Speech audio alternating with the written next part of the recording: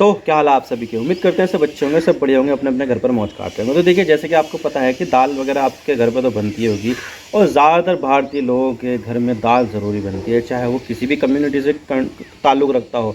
हर घर में यहाँ पर दाल बनती है। हमारे घर में भी यहाँ पर काफ़ी ज़्यादा मात्रा में दाल खाई जाती है। लेकिन आपने देखा होगा कि दाल की जो प्राइस है वो काफ़ी ज़्यादा हाई जा रहे हैं, चाहे वो मसूर की दाल ले लो, मूंग ले लो, उड़द ले लो या फिर चनाई क्यों ना ले लो। आप देख रहे होंगे कि यहाँ पर दालों का जो प्राइस है वो काफ़ी ज़्यादा हाई चला गया है। और यहाँ पर जो दालों का जो प्राइस है अभी और ज़्यादा हाई होने वाला है, क्योंकि देखा जाए तो भारत यहाँ पर कनाडा से बहुत ज़्यादा दाल मंगाता है। लेकिन यहाँ पर भारत और कनाडा के बीच में जो टेंशन हो रही है, इसकी वजह से जो भारत को कनाडा से दाल आनी थी उसमें यहाँ पर स्लोअर देखने को मिला है। यानी कि जब से टेंशन शुरू हुई है तब से यहाँ पर कनाडा से जो सप्लाई है वो बहुत ज़्यादा धीमी हो गई है।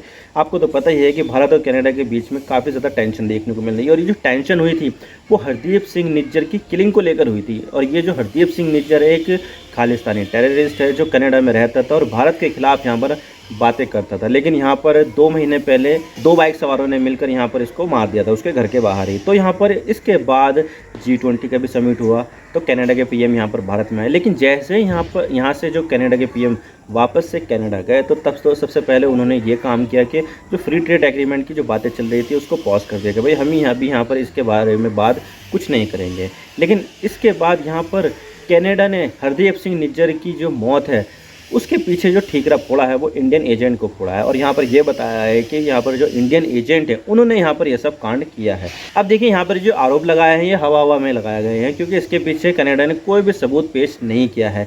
तो इस चीज़ को देखते हुए भारत यहाँ पर कैसे पीछे हट सकता था। भारत ने यहाँ पर इसको डिनाई किया और बोला कि ये जो आरोप लगा रहे हैं जस्टिन ट्रूडो वो सब पॉलिटिकली मोटिवेटेड है और ये सब बोगस आरोप है। और मामला यहाँ पर ही नहीं थमा, मामला यहाँ पर काफ़ी ज़्यादा आगे बढ़ चुका है, क्योंकि कनाडा ने सबसे पहले भारत के जो डिप्लोमेट है उसको निकाला और फिर बाद में भारत ने भी टिट फॉर टैट करते हुए कनाडा के जो डिप्लोमेट है उसको भी निकाल दिया। और इसके बाद यहाँ पर कनाडा ने एक और स्टेप चला और वो ये था कि जो भारतीय लोग हैं उनको वीज़ा देना बंद कर दिया। उसके बाद भारत ने भी इसको टिट फॉर टैट मारा और जो कनाडा के लोग हैं उनको भारतीय वीज़ा देना ही बंद कर दिया। तो यहाँ पर जो टेंशन चल रही है दोनों देशों के बीच में वो काफ़ी ज़्यादा हाई चल रही है। वैसे देखा जाए तो कनाडा को एक पश्चिम देश माना जाता है, वेस्टर्न कंट्री माना जाता है, लेकिन भारत के किसी भी वेस्टर्न देश के साथ कोई भी संबंध खराब नहीं है। लेकिन यहाँ पर मामला जो चल रहा है कनाडा के साथ वो अपना एक्सट्रीम ही चल रहा है।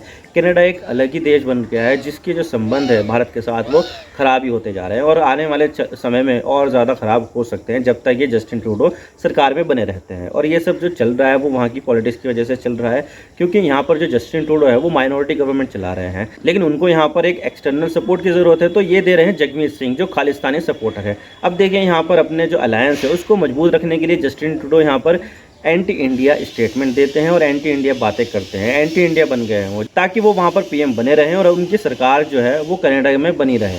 तो ये सारा मामला चल रहा है पॉलिटिक्स का वहाँ पर कनाडा में। लेकिन इन सब के बीच में यहाँ पर दालों के ऊपर काफ़ी ज़्यादा आफत आ गई है, क्योंकि जब से ये टेंशन देखने को मिली है जो इम्पोर्ट हो रहा है इंडिया में दालों का वो बहुत ज़्यादा कम हो गया है, जिसकी वजह से यहाँ पर महंगाई बहुत ज़्यादा बढ़ने वाली है दालों के ऊपर। अभी वैसे ही बहुत ज़्यादा महंगी चल रही है दाल, लेकिन और ज़्यादा महंगी होने वाली है आने वाले समय में। और ये चीज़ सरकार के लिए काफ़ी बड़ी एक सिरदर्दी साबित होने वाली है। अब देखिए, भारत में यहाँ पर काफ़ी ज़्यादा गेहूँ होता है, लेकिन जब भारत का जो गेहूँ है वो काफ़ी ज़्यादा सप्लाई भारत में हो जाती है, जिसकी वजह से भारत ने इस बार गेहूं का जो एक्सपोर्ट है उसको बैन कर दिया था। चलिए, ये भारत के हाथ में है। अब देखिए, फिर बात आती है चावल की। अब देखिए, चावल का जो प्रोडक्शन है भारत सबसे ज़्यादा करता है, लेकिन इस बार चावल का जो प्रोडक्शन है भारत में काफ़ी ज़्यादा कम हुआ है, जिसकी वजह से भारत ने चावल का जो एक्सपोर्ट है उसको बैन कर दिया। तो चलिए, चावल की बात ये है।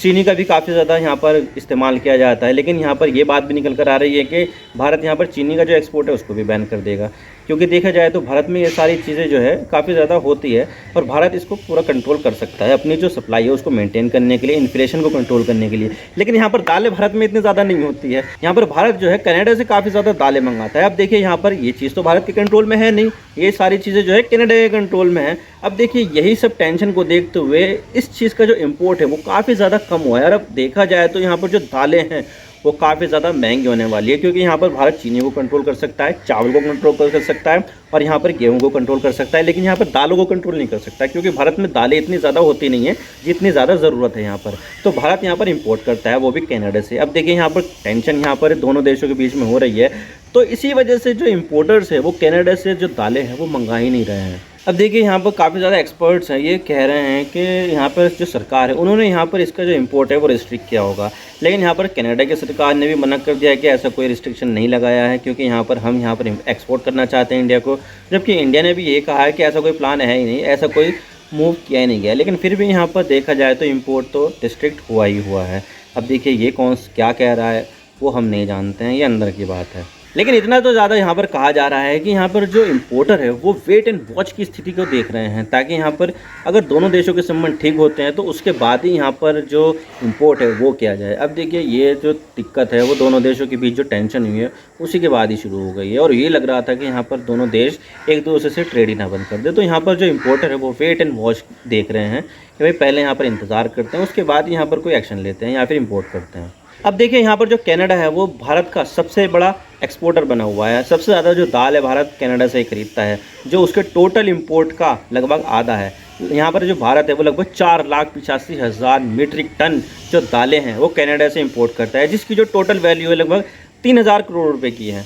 अब देखिए ये काफ़ी ज़्यादा है, और भारत यहाँ पर किसी और देश से इतनी दाल इंपोर्ट नहीं करता जितनी यहाँ पर जो दालें हैं वो कनाडा से इंपोर्ट की जाती है। और आप तो देख ही रहे होंगे कि भारत के जो संबंध हैं कनाडा के साथ वो कितने ज़्यादा नाजुक परिस्थितियों से गुजर रहे हैं। लेकिन सबसे बड़ा सवाल तो यही आता है कि क्या भारत में प्रोडक्शन है इसके कंज्यूमशन से बहुत ज़्यादा कम हुआ है? जी हाँ, बिल्कुल। मैं आपको बता दूँ कि भारत में हर साल 2.4 मिलियन मीट्रिक टन की जो दालें हैं वो खाई जाती है, लेकिन भारत में जो इसका लोकल प्रोडक्शन है वो 1.6 मिलियन मीट्रिक टन है। यानी कि यहाँ पर जो शॉर्टफॉल है वो 0.8 मिलियन मीट्रिक टन का है। 8 लाख मीट्रिक टन की जो दालें हैं वो भारत में कम होती है। तो इसकी जो शॉर्टफॉल है इस गैप को फिल करने के लिए भारत यहाँ पर इंपोर्ट करता है।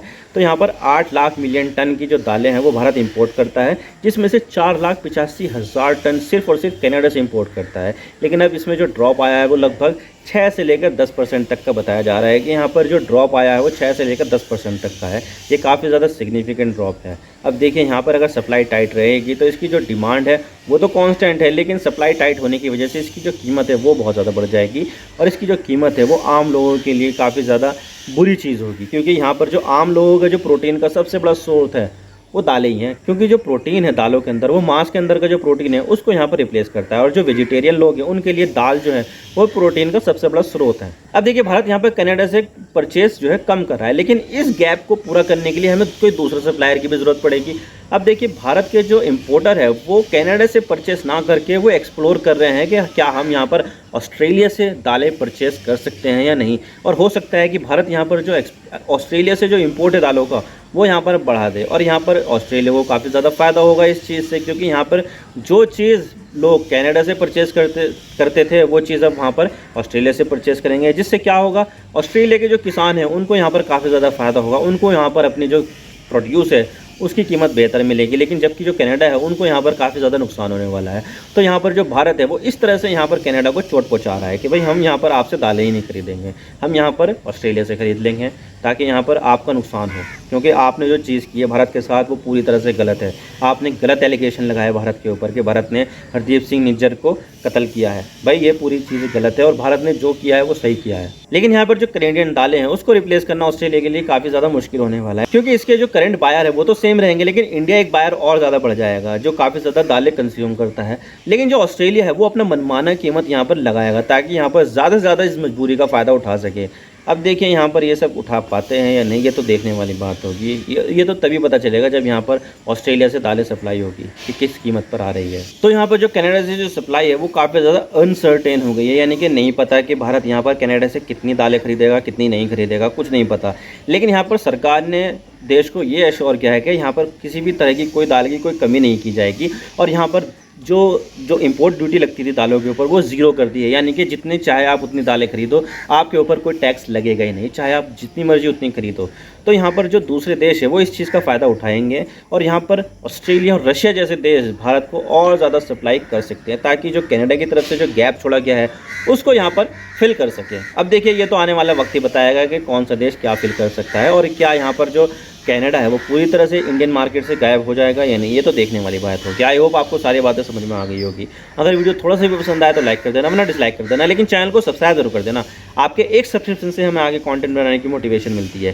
Thank you for watching, I really appreciate your precious time. God bless you all. Now signing off.